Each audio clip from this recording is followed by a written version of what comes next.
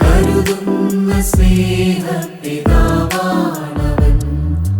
കരയുമ്പോൾ പോകാനൊരിടമുണ്ട്, ഞാൻ തളരുമ്പോൾ താങ്ങാനൊരു കരമുണ്ട്.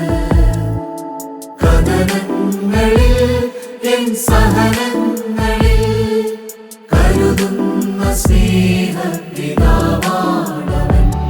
അവനൻ കോട്ടയും സങ്കേതവും, അവനൻ ജീവന്റെ സംഗീതവും, അവനൻ ആശയും പ്രത്യാശയും, അവനിൽ ഞാൻ ദിനം ചാരിടുന്നു. കരുതുന്ന സ്നേഹ